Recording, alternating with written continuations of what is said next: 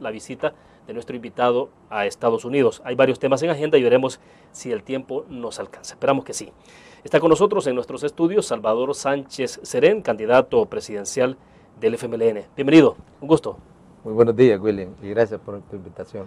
Bueno, un agrado tenerlo con nosotros, Salvador, exministro de Educación también, hasta hace un par de días, ¿no? Exministra, sí. Exactamente. Bueno, Salvador, para comenzar, creo que es interesante saber un poco su opinión también, porque ya a partir de esta semana, desde el pasado lunes, ahora sí, ya hay adversario en el FMLN, y en este caso ya usted ya tiene adversario, y es Norman Quijano, de parte del Partido Alianza Republicana Nacionalista Arena. Habrá que ver si en el camino pues incorporan otros posibles o potenciales candidatos. Pero bueno, me gustaría conocer su opinión, Salvador, en torno a qué piensa de Norman Quijano. Mira, primero yo te quisiera decir que en este momento todos los partidos políticos están en un proceso de definir sus candidatos presidenciales. Porque por lo general todos los partidos que no se deciden a integrarse en coaliciones, sino que le apuestan a jugar a una segunda vuelta y en esa segunda vuelta jugar con espacios, ¿verdad?, en la búsqueda de entendimientos de apoyo para una segunda vuelta. Entonces es evidente que hay un proceso, ¿verdad? Arena ya concluyó, FMLN concluye con la convención nacional, que es el último trimestre del año, y está por verse también gana y los otros dos partidos, cambio democrático también. Entonces lo más seguro es que pueden haber una serie de candidaturas en las cuales la oportunidad que va a tener la población es que va a tener diferentes puntos de vista sobre la realidad del país. Porque a mi juicio, creo de que esta campaña, ya la fase de aquellas campañas de mentir, la fase de aquellas campañas de meter miedo, de meter temor, pues ya la población no le llaman, no la traen. O sea, lo que atrae es más debatir los grandes problemas que tiene el país y los partidos presentar las grandes soluciones a los problemas que tiene el país. Entonces yo creo que estamos en un proceso, ¿verdad? Arena y el FMLN hemos tomado ya posición, ¿verdad? Algunos pueden decir que es una decisión quizás un poco apresurada, que es una decisión que es muy adelantada, pero yo creo que cada partido político tiene que medir sus tiempos, Nosotros hemos medido nuestros tiempos. Primero necesitamos unir al partido, cohesionar al partido alrededor de un programa, alrededor de una candidatura y alrededor de una política de entendimiento y alianzas con otras fuerzas. ¿Por qué esto, perdone, por qué esto de cohesionar al partido, de unir al partido? No, es que todo partido, sea las elecciones primarias o no sea, o no existan elecciones primarias, siempre hay un debate alrededor de la candidatura. Y eso ningún partido está exento de eso. Y esta es parte de esta nueva etapa democrática. ¿Usted se refiere a al hecho de que el que se lance un candidato siempre pueda generar ciertas fricciones al interior de los partidos políticos? No, lo que genera es que en los partidos internamente siempre surgen varias opciones, claro, varios candidatos. Entonces, y alrededor de esos, pues hay que hacer los estudios, hay que hacer los análisis, pero hay que tomar una posición. Entonces a veces se toma una posición y puede ser que algunos candidatos y algunas bases que apoyan a ese candidato no entiendan la decisión. Entonces hay que hacer un esfuerzo de cohesionar, es decir, tratar de interpretar por qué esa decisión se ha tomado y por qué ese es el candidato idóneo que se ha decidido. Entonces, en el caso nuestro, lo que estamos haciendo ahora es un contacto directo con las bases de nuestro partido, un contacto directo con amigos del partido para explicarles las razones de la decisión y fundamentar ponerlos todos en sintonía del esfuerzo que viene. Porque la primera fuerza que uno tiene, es decir, la base fundamental en el caso del FMLN, que no contamos con los recursos para hacer una campaña mediática que pueda competir con Arena, para nosotros la base del partido es fundamental para el contacto directo con la población. Entonces, yo creo que en ese proceso estamos. Cada partido tiene sus propias formas de hacerlo, cada partido tiene sus propias características. El FMLN está más unido, está más cohesionado, por eso no ha sido un proceso largo. En Arena entiendo que tomaron un momento que el actual candidato dijo que lo iban a proclamar, suspendieron la proclamación, siguieron discutiendo. Evidentemente en Arena es diferente, y es diferente porque son dos partidos con características diferentes. En Arena es más evidente los intereses, y esos intereses tienen que negociarse, tienen que ponerse de acuerdo, porque son intereses que obedecen a capitales de distinta índole. Ya, pero finalmente, Salvador, el proceso de selección del candidato es, finalmente, tanto en Arena como en el FMLN, queda en manos de las cúpulas. O sea, es la dirigencia de los partidos la que ha decidido quiénes son los candidatos. Mira, es un proceso que, por eso es que yo te explicaba, en el caso nuestro, según lo establecen nuestras bases estatutarias, la primera decisión le corresponde a la Comisión Política. Es que hace una propuesta al Consejo Nacional. Y es el Consejo Nacional donde hay una amplitud. El Consejo Nacional nuestro tiene alrededor de más de 54 miembros, donde participan representantes de los municipios, de los departamentos, diputados, alcaldes, y además representantes de organismos sociales partidarios, y es ahí donde se toma la decisión. Y esa decisión tiene que estar proclamada por una convención nacional en donde ya participan las bases. Pero todo eso es un proceso de consulta. Esa parte de, en el caso particular suyo, que en el último trimestre del año tiene que ser la ratificación, que sería más o menos octubre, ¿no? Puede ser octubre, noviembre. Todavía no está muy definido. Esos procesos, tanto, y le pregunto en el caso particular del FMLN, pero puede ser igual en Arena, no son procesos estrictamente formales lo que queda en adelante, digo, porque su candidatura ya es firme. El estatuto lo que establece es la proclamación, es decir, ya hay un candidato. Quien define el candidato es el Consejo Nacional, que tiene la representación nacional, y es ratificado por todas las bases del partido que están representados en la convención nacional, que tiene más de 700 integrantes. Entonces, en ese sentido, ¿por qué te he explicado en detalle todas estas cosas? Porque yo respeto a cada uno de los partidos sus procesos. Son decisiones de las bases del partido, porque los estatutos son estatutos que se aprueban por las convenciones. En el caso nuestro es una convención nacional, o sea, para hacer una reforma a los estatutos hay que llevarlo a la convención nacional y ahí se aprueba. Entonces son reglas establecidas por los institutos políticos, partiendo de sus propias características.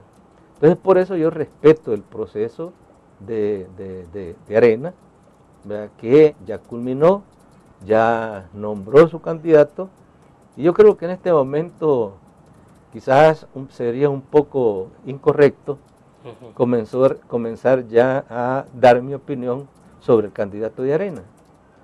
Yo creo que quien debe de formarse una opinión es la población.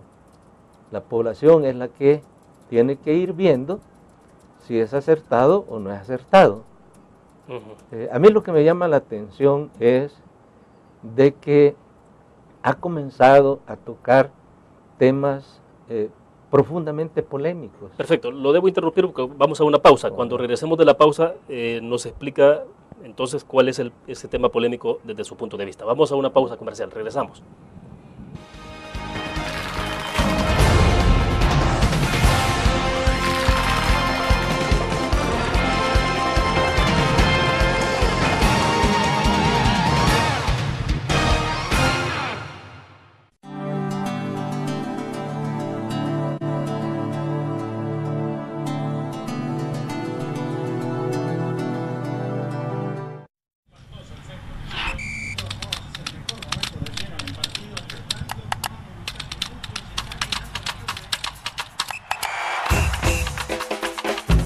La emoción del deporte está en www.elgráfico.com.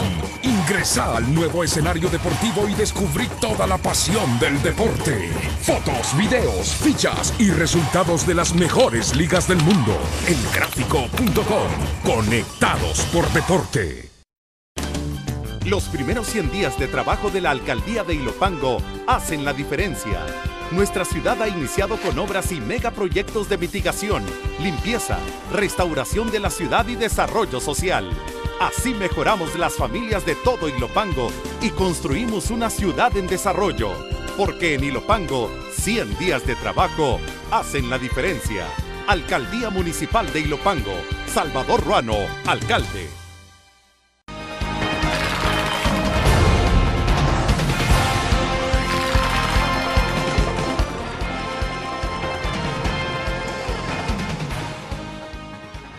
Sigue con nosotros en nuestros estudios desde la sala de redacción de la prensa gráfica Salvador Sánchez Serén, candidato a la presidencia por el partido FMLN. Bueno, Salvador, lo interrumpí en el segmento pasado por cuestiones del tiempo del corte comercial, pero usted me decía que no va a dar su opinión sobre el candidato del partido Arena. Pero sí un poco entonces ya hay un planteamiento sobre las primeras luces de contenidos. Sí, es que yo creo que, como vuelvo a insistir, para mí lo fundamental es introducir al debate los temas de interés del país. Y yo te decía de que considero de que ha comenzado a entrar en una parte polémica, que a mí lo que me preocupa es que vaya a ser una campaña de confrontación y no de hacer enfoques. Porque él ha comenzado a hablar de la educación, ¿verdad? Y habla de la calidad, y habla de la ciencia, la innovación y la tecnología. Pero yo creo que un candidato, para ser responsable con lo que dice, debe de conocer qué es lo que se ha hecho en el país.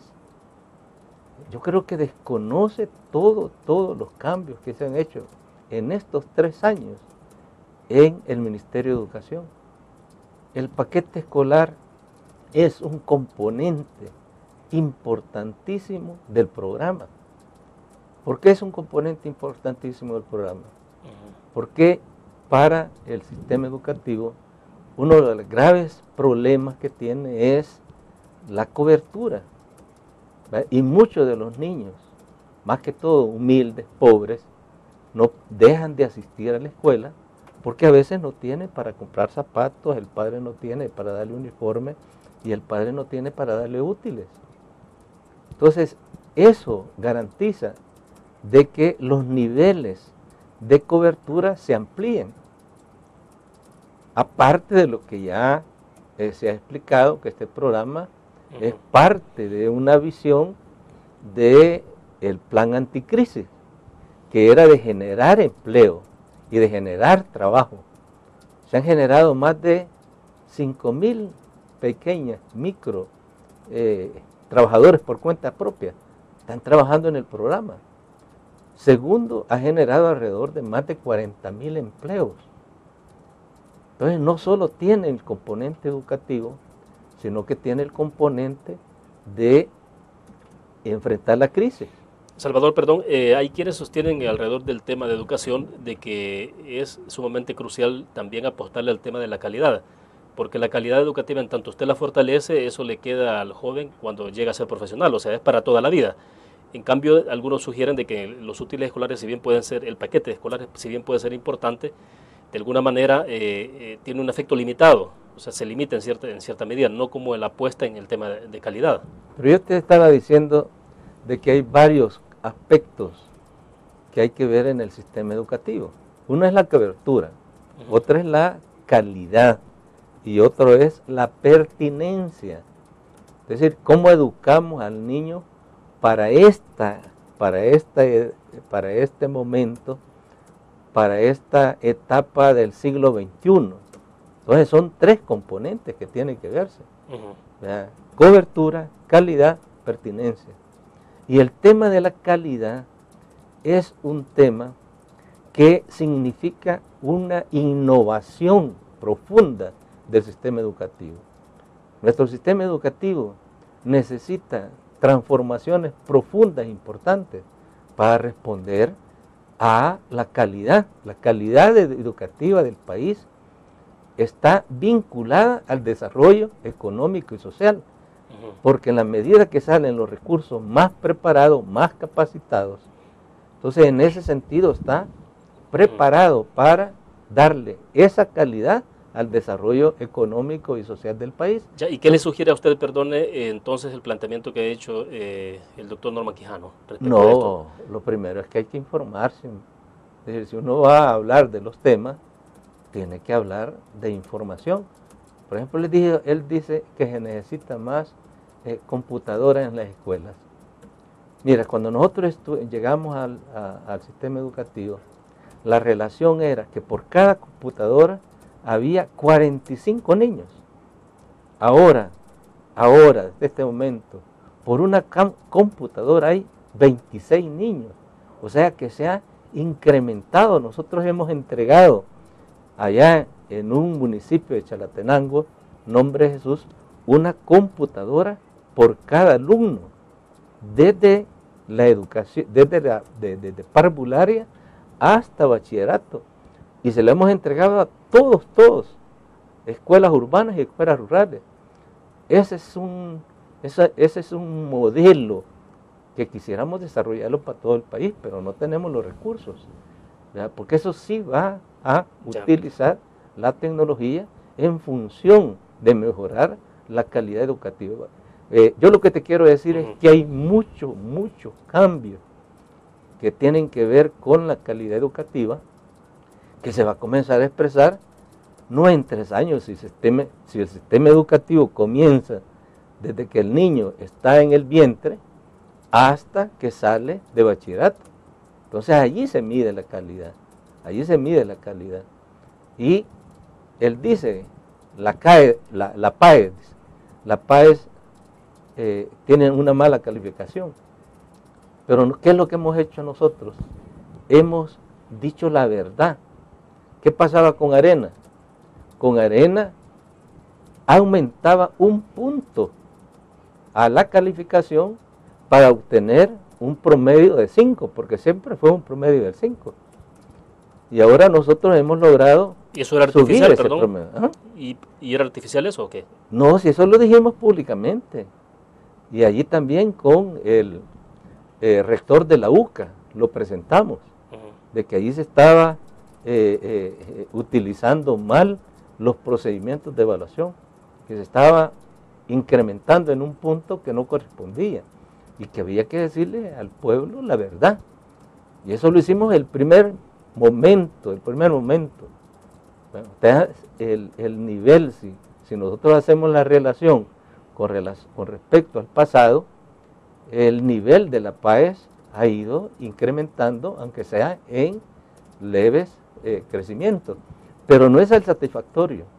Yo creo que tener 5 o 6, yo creo que no es satisfactorio. Tiene que aspirarse a que la calificación de la PAES sea de 7, 8, 9 o 10. Pero eso significa profundos cambios en el sistema educativo. Nosotros hemos puesto en marcha una escuela que se llama Escuela Inclusiva de Tiempo Pleno, que esa sí le va a dar una nueva calidad a la educación. Y para eso lo estamos haciendo con fondos del Banco Mundial, que está asesorando el programa, que son alrededor de más de 60 millones, que este sería un programa ejemplar para el mundo, como lo fue el programa Educo. Así que yo creo que lo importante es estar informado, para estar informado, porque si no, como se dice en el buen español, se meten las patas. Bueno, vamos a otra pausa comercial, volvemos.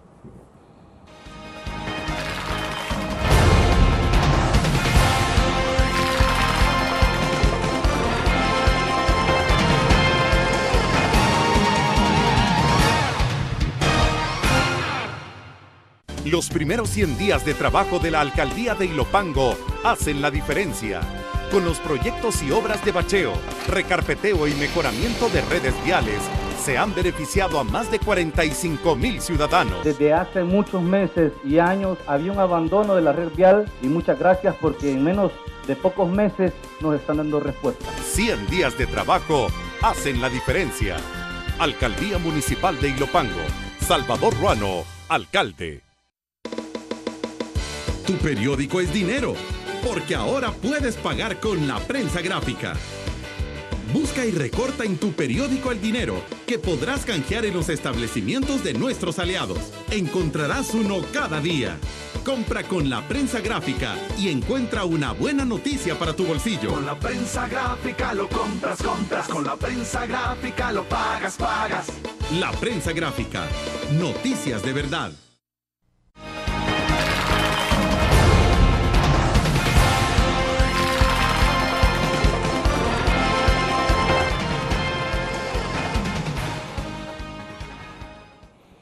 Salvador, entonces, en el marco ya de una vez que se oficialicen, que pasen las candidaturas por este último paso que tiene que ver con ratificación en convenciones o asambleas generales, en el caso suyo podemos esperar que haya un debate, que pueda entrar usted a un debate televisivo a nivel de todos los medios de comunicación con exposición ante toda la sociedad con el candidato Norman Quijano.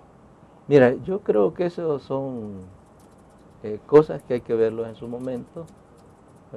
Yo creo que eso ya es parte de una estrategia electoral, pero evidentemente lo más importante es el debate que se exprese en la población, porque lo importante no es cómo cada candidato tiene firmeza con su posición y la defiende, sino lo fundamental es que la población tenga los conocimientos claros y que su voto realmente sea un voto informado y no un voto mediático, sino un voto verdaderamente informado, que sepa que al que va a elegir, él se comprometió, ¿verdad?, con unas soluciones al país, y alrededor de eso yo creo que la sociedad debe de seguir avanzando como lo ha hecho, en hacer una contraloría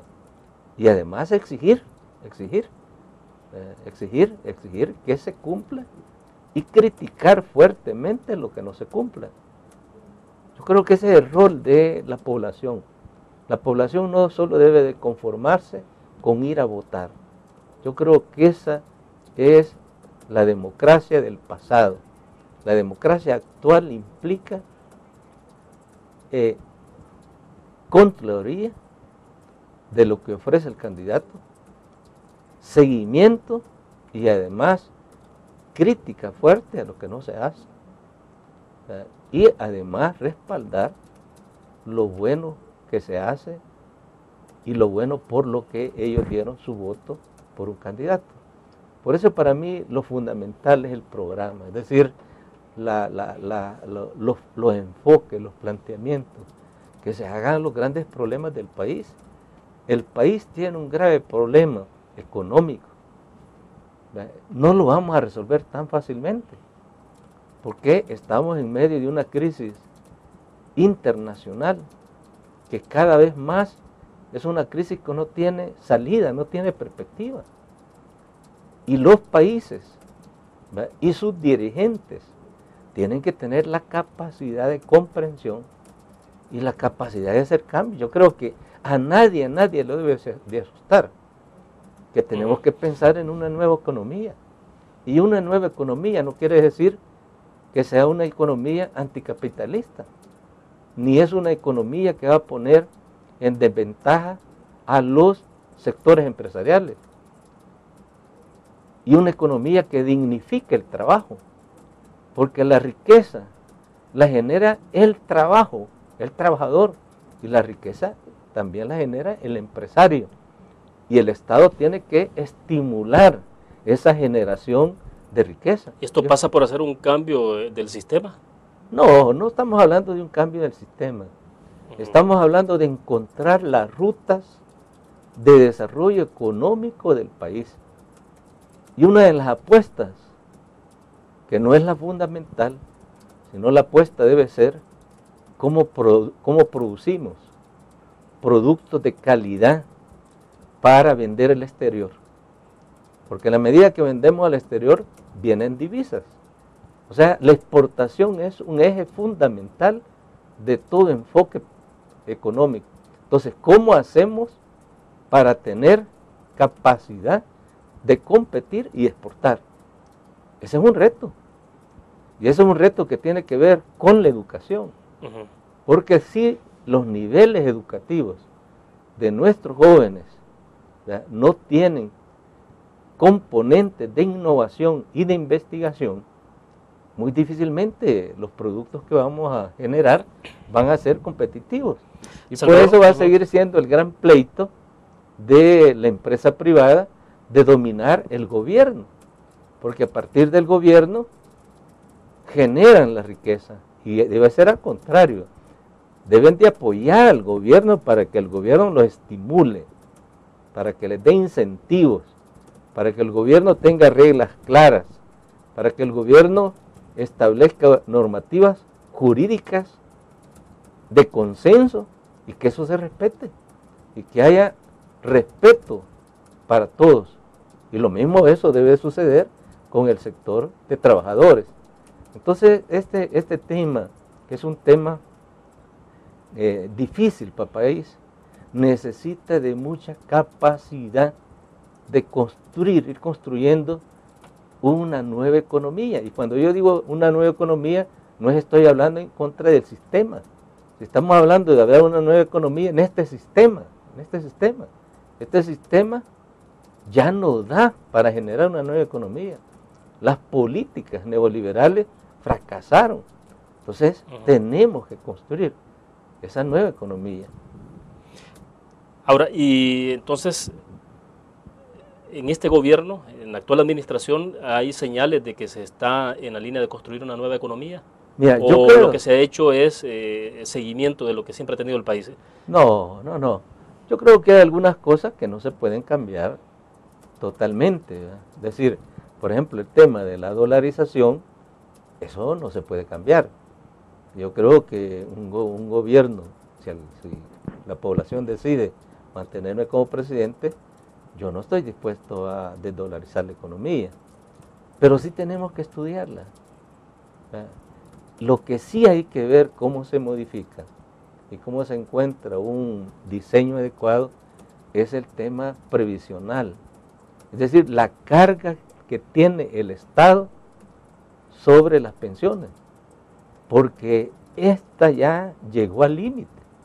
Entonces ahí sí hay que hacer un cambio importantísimo que tiene que ser de consenso. Tenemos que consensar todos qué nuevo sistema previsional nos permite que los pensionados sigan teniendo pensiones y buenas pensiones y el Estado tenga la capacidad de responder a ello. Pero ahora el Estado cada vez se va a ir viendo más limitado, los pocos recursos los va a tener que ir poniendo en eso. Entonces sí hay ciertos aspectos que este gobierno los ha preservado, pero ha hecho cambios importantes. El cambio más importante para mí es que este gobierno ha hecho una inversión en lo social como nadie en la historia del país se ha hecho. ¿Ya? Se le ha apostado a la salud, se le ha apostado a la educación, se le ha apostado al combate a la pobreza, se le ha apostado a incentivar la reactivación económica.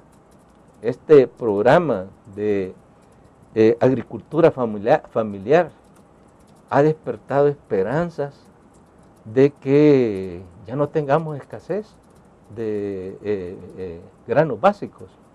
Y nosotros esperamos que con toda esta cosecha que se haga, pues se resuelva. Perfecto. Entonces, sí, han hecho algunos cambios importantes también. De acuerdo, vamos a una pequeña pausa, regresamos.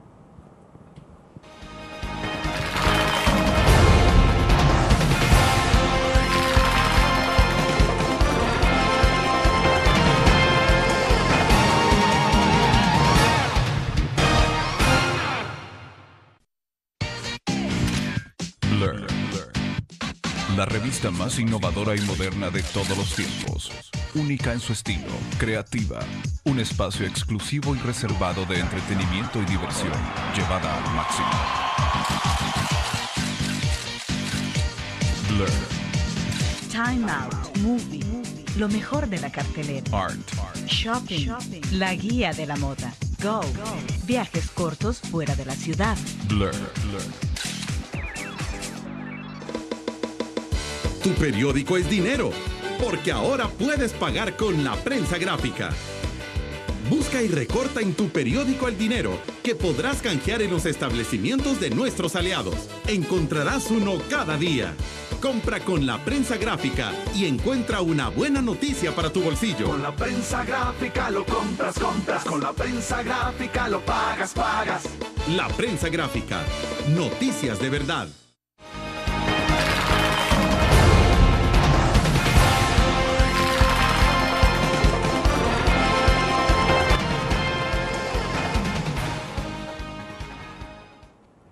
Salvador, un tema en la línea de lo que estamos conversando de la situación de la economía, usted hizo referencia también al sector empresarial, de cómo debía de ver o involucrarse con este gobierno. Usted decía más en la línea de cómo respaldar y apoyar al gobierno para que el gobierno entonces genere oportunidades, genere condiciones en el tema de la inversión. Pero en esa línea, lo que hemos presenciado en los últimos días, en las últimas horas casi, Salvador, le pregunto, ¿no es más tensionamiento entre en este caso particular el presidente Funes, el sector empresarial, a raíz de las reformas que se aprobaron a las leyes orgánicas de al menos 19 instituciones autónomas, donde prácticamente queda fuera la representación empresarial? Mira, yo creo que hay dos temas en los cuales ha existido una relación entre el sector empresarial y el gobierno y el presidente. Uno de ellos es el tema de la inversión. El presidente ha abierto la oportunidad de esto de los asocios para el crecimiento, de aprovechar las oportunidades que tienen, de que puedan convertirse en socios también de esas oportunidades que se van a abrir de la cooperación internacional. Entonces yo creo que ahí hay un tema que está en discusión. Bueno, ellos se salieron de la mesa de concertación, donde se está discutiendo y se está debatiendo cuál debe ser la política concertada. Y allí hay dificultades, y yo creo que este gobierno muy difícilmente va a imponer política, sino que lo que está haciendo es tratando de construir política, pero tampoco se va a dejar imponer política, tampoco se va a dejar imponer las políticas que define la FUSADES o lo que define ANEP, porque tienen que ser concertadas. Y cuando nosotros decimos que tienen que ser concertadas, no es con el sector meramente académico y con el sector económico, analistas económicos o pensadores económicos, es entre los tres sectores, entre el sector empresarial, el sector de trabajadores y el sector gubernamental. Entonces a mí me parece que se está volviendo a repetir la historia de los acuerdos de paz. En los acuerdos de paz fue fundamental que se creara una mesa de concertación económica y se retiró el sector empresarial. Y ahora que este gobierno ha abierto la oportunidad de construir una política de consenso entre los tres actores, Porque si los tres actores se ponen de acuerdo en una política de desarrollo económico del país, yo creo que toda la población lo vamos a acompañar, porque son los tres actores fundamentales. Entonces, a mí no tengo ninguna explicación lógica por qué el sector empresarial se retira de una mesa tan importante, ¿verdad?, tan importante como es la búsqueda de construir, ¿verdad?, un proyecto de país que tenga su base fundamental el desarrollo económico. Yo lo llamaría, sé que dentro del sector empresarial hay sectores que sí son patriotas, que piensan en el país y que saben que una crisis económica de este país les afecta a ellos. Entonces nosotros, yo en este caso como vicepresidente, yo les llamaría que regresen a esa mesa y que continúen trabajando con el presidente y en esta comisión. Segundo, el otro tema tiene que ver con la democracia, William. Es decir, el tema último, ¿verdad?, de la composición de las autónomas, yo creo de que es necesario que se revisara la composición. Si nosotros vemos el sector empresarial y el sector de trabajadores, en estas y todas el Estado, porque dentro de estas instituciones participan representantes del gobierno, representantes del sector empresarial, y hay representantes también de otras, en algunas hay universidades y todo eso. Pero en el caso del sector empresarial, yo creo que el hecho, ¿verdad?, de que la ANEP haya tenido siempre la facultad de ellos nombrar a los representantes, yo creo que en este desarrollo empresarial que ha existido, donde hay mucha microempresa, donde hay mucha mediana empresa, y donde hay otras empresas grandes que no están representadas en la ANEP, yo creo de que lo correcto que ha dicho el presidente es de ampliar la participación. No los han dejado fuera, es decir, no los han excluyendo. La ANEP no está fuera. Si la ANEP va a participar, ¿verdad?, la única que ya no va a tener la potestad de ellos de decir, este es el representante, sino que todos los sectores agremiados en entidades empresariales van a tener la posibilidad de participar. Entonces, yo creo que ahí... Y ahí no está volviéndose a dejar excesivo poder o concentrando poder en la figura del presidente. No, porque el presidente tiene que tomar la decisión sobre una terna. Fuera un poder absoluto si él dijera, bueno, este es representante, pero no. Lo que hace es, cada sector tiene que presentar esa terna y es el presidente el que decide. Pero son las gremiales las que van a decidir estos tres, y de estos tres cualquiera es nuestro representante.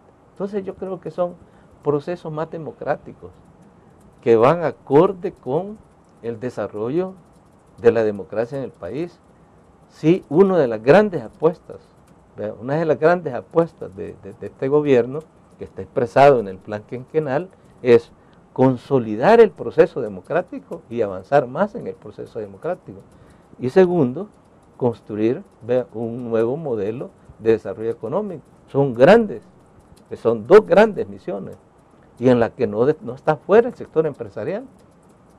Entonces, por lo tanto, yo creo que esto no es un poder absoluto, no es un poder dictatorial, sino son las normas democráticas que rigen en este país a partir de los acuerdos de paz. Si todos le apostamos a los acuerdos de paz, y todos le apostamos para que se fortalezca la democracia, y la democracia significa que haya participación de todas las expresiones. Entonces, en ese sentido, yo creo que es una posición, a mi juicio, apresurada por un grupo de dirigentes empresariales que tienen ahora el mando en la ANEP, y que debía de, porque hay otros sectores que no están de acuerdo con esas posiciones a veces que toma el presidente.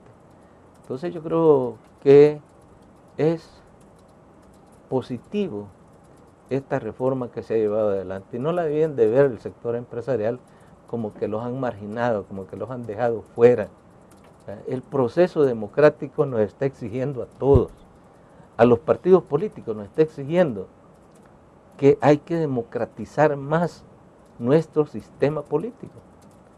Al sector empresarial está exigiendo que democratice el proceso económico y al país le está exigiendo que no sea pasivo, sino que participe, que sea partícipe de estos procesos. Bueno, perfecto. Hacemos otra pausa comercial. Cuando regresemos, me gustaría escuchar su opinión en torno a cómo finalmente se ha resuelto, o se está resolviendo más bien, toda la conflictividad entre la Asamblea Legislativa y la Sala de lo Constitucional de la Corte Suprema de Justicia.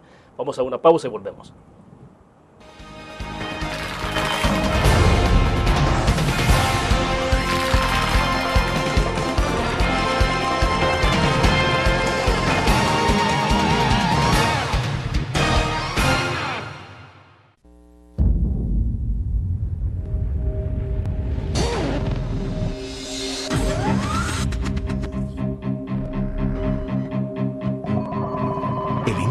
Estrategia financiera desde los negocios y la actividad económica hacia toda Centroamérica. El Economista Regional, una revista especializada donde encuentras el panorama empresarial y los principales movimientos financieros. El Economista, el modelo regional de información económica.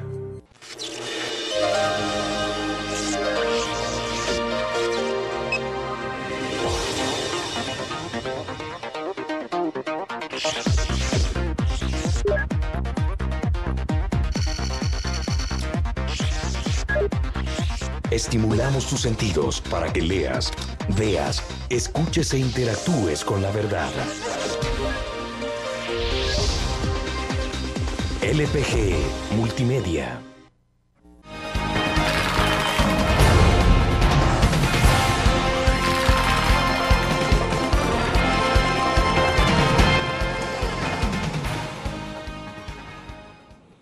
Bien, el otro tema en la agenda para la reflexión, Salvador, justamente ahora entonces, este miércoles toman posesión los magistrados que fueron elegidos ser, bueno, hay toda una discusión sobre esto, porque algunos están diciendo es ratificación, otros dicen fue nueva elección, pero bien, el asunto es que a partir de hoy uno pensaría que de alguna manera se está normalizando o regularizando la situación al interior de la Corte Suprema de Justicia y desde luego en esa tensión que había con la Asamblea Legislativa y Sala de lo Constitucional. A ver, ¿cuál es la opinión suya respecto de cómo se ha resuelto esto? Mira, yo quisiera nuevamente felicitar al país, porque este es un tema que sí por primera vez ha generado un debate nacional, y para mí eso es sumamente importante.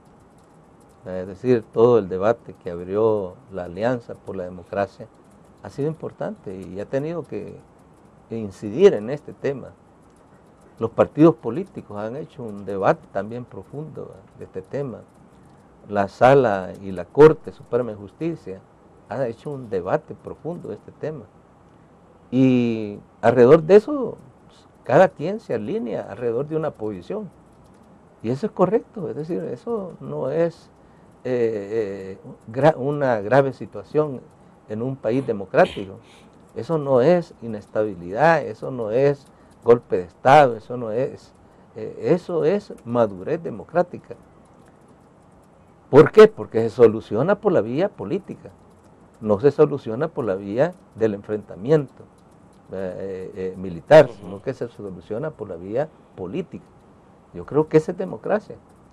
Entonces, yo felicito al pueblo por esta experiencia democrática que cada vez va fortaleciendo nuestra madurez como un país que cree en la democracia.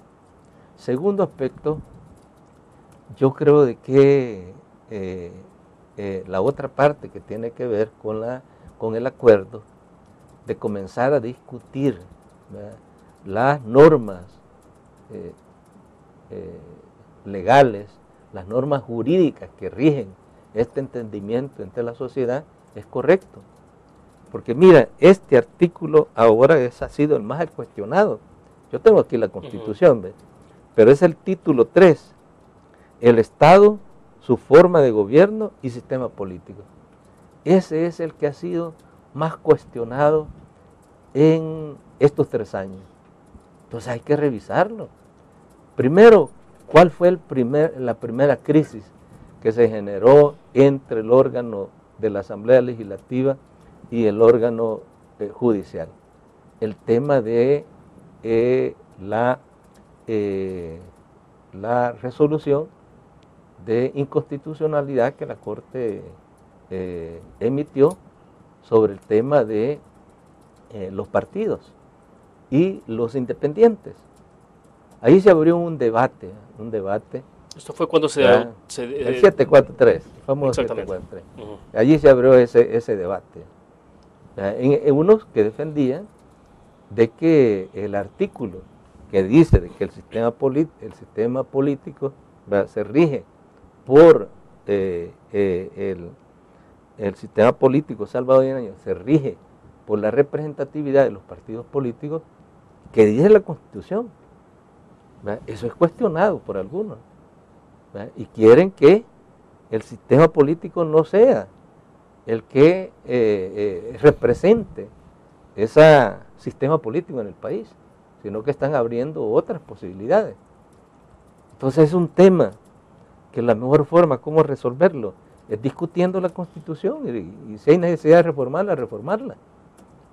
Entonces eso generó la primera crisis que se superó, ¿verdad? Y ahora la segunda crisis ha sido generada también, ¿verdad?, en el sentido de que la Asamblea considera que él tenía, según la Constitución, toda la potestad de elegir los magistrados, aunque fueran 2 veces en la misma legislatura, porque eso no está expreso aquí en la Constitución, no está expreso en la Constitución. Y la Sala considera que ellos tienen la atribución de interpretar, y al interpretar pueden modificar el texto de la Constitución. Ahí eso ya es una tesis jurídica, en la cual pues hay pensamientos jurídicos que dicen que el pensamiento de aferrarse al texto es un pensamiento ya desfasado, y que el nuevo pensamiento jurídico mundial, que muchos le dicen el gobierno de los jueces, es que los jueces pueden cambiar la Constitución. Pero el problema es que la Constitución, para cambiarla, requiere de un proceso. Entonces, a mi juicio, yo creo que la solución es una respuesta al problema político y al problema jurídico. Y además, toma en cuenta opiniones de la Sala, porque en alguna medida se ha vuelto a reelegir, y segundo, toma en cuenta la resolución de la Corte Centroamericana de Justicia, que decía de que la Asamblea era la que elige. Entonces yo creo que ha sido una solución jurídico-política que ha implementado las 2 recomendaciones, porque le devolvió la capacidad a la Asamblea de elegir. Entonces yo creo que el país entero considera de que este capítulo está cerrado, pero que tenemos que entrarle a la discusión de esto. Yo creo que ya aquel enfoque que yo hice hace 3 años, que dije que los artículos pétreos no deben de ser considerados escritos en piedra, sino que deben discutirse, ahora se ha dado la razón, porque estos son artículos pétreos, los que han modificado la Sala de la Constitucional. Entonces, yo creo de que esto abre un nuevo proceso de fortalecimiento democrático del país. Bien, perfecto. Vamos a la última pausa. Cerramos con un poco de las actividades que está sosteniendo en los últimos días y que debo entender que sostendrá en adelante con diversos sectores en el país en el marco de la consolidación de la candidatura y en perspectiva para 2014. Volvemos.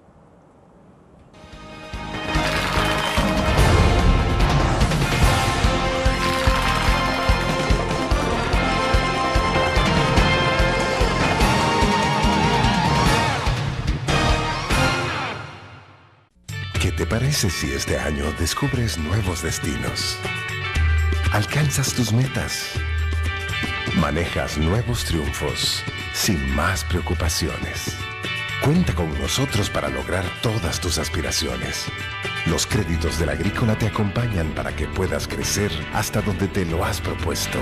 Solicítalos al 2210-9800 en bancoagrícola.com o en agencias. Banco Agrícola.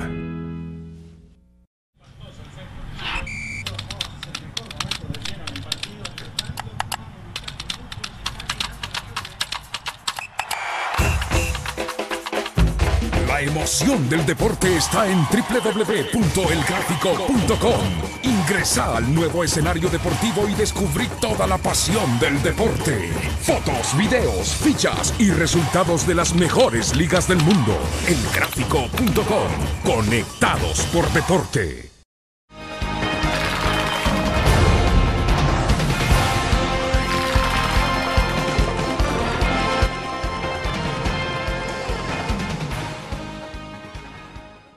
Estamos al cierre de la entrevista en línea. Salvador, entonces hay mucha actividad intensa ya en términos de consolidación del proceso de elección para 2014. Sostuvieron reuniones el fin de semana con excombatientes, ¿no? Debo entender, con excombatientes. Ayer estuvo también en la inauguración del evento importante de Alba Alimentos.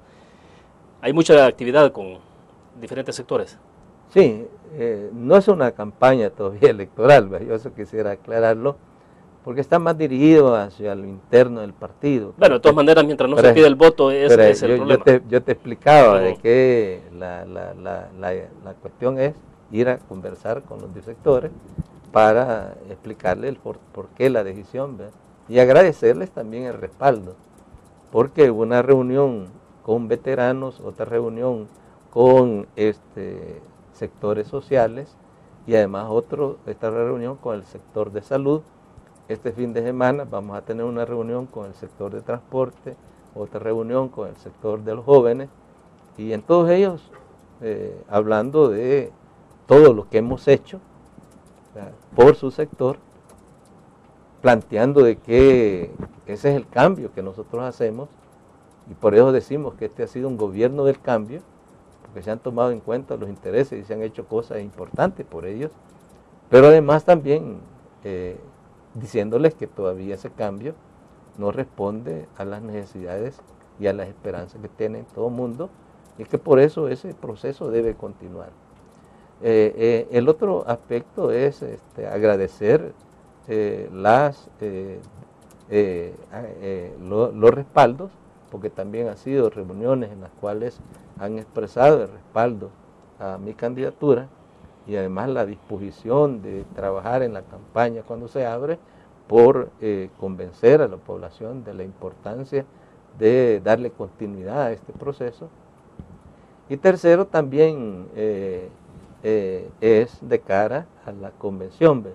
O sea, cerrada la convención, pues nosotros entramos a otra nueva fase, ¿ve? Ahora estamos no solo en este proceso, sino que tenemos que definir nuestro programa de gobierno, tenemos que definir, además del programa de gobierno, tenemos que definir nuestro candidato a la vicepresidencia, y por lo tanto también tenemos que definir la política de alianzas, partiendo de que estamos dispuestos. Y por eso la candidatura a la vicepresidencia, nosotros consideramos que puede ser de fuera, puede ser totalmente de fuera. Yo no veo por qué debemos de aferrarlo a que sea otro candidato del interior. Claro, eso va a depender primero de las características que la juegue aquella persona, y si está dispuesta a jugarla, que también sea comprometida con este programa. ¿No le mete mucho ruido cuando, digamos, aparecen declaraciones, por ejemplo, Óscar Ortiz, que dice que su candidatura no está en firme hasta que pase por un proceso de ratificación en la convención de octubre, cuando se plantean hipótesis de otros sectores, de otros partidos políticos, desde luego, que dicen de que su candidatura todavía no está en firme, que creen que puede haber una sorpresa en el FMLN? Mira, yo creo de que, te decía de que en el interior del partido, pues hay sectores, y en este caso el compañero Óscar Ortiz, que tiene un enfoque, tiene un planteamiento. Él le gusta diferenciarse mucho de las posiciones del partido, que es algo que él le ayuda para su figura, porque él aparece como un independiente, pero eso también genera desconfianza al interior del partido, porque dice, bueno, como un alcalde que es del FMLN va a sostener y a defender las posiciones del partido.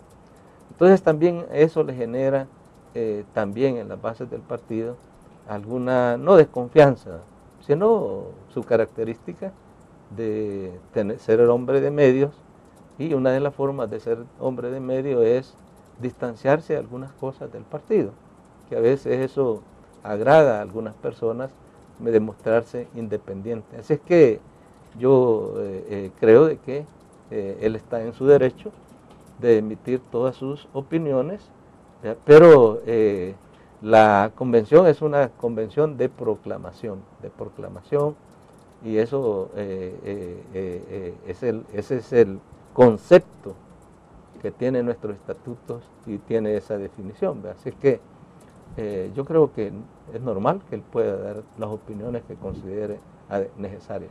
Bueno, se nos agotó el tiempo, se nos quedan siempre varios temas en agenda. Yo espero, Salvador, entonces, que más adelante nos pueda acompañar en otra entrevista para conversar de estos temas. Como no, Willy, ya sabes. Es un agrado tenerle con nosotros. Gracias. Muy amable.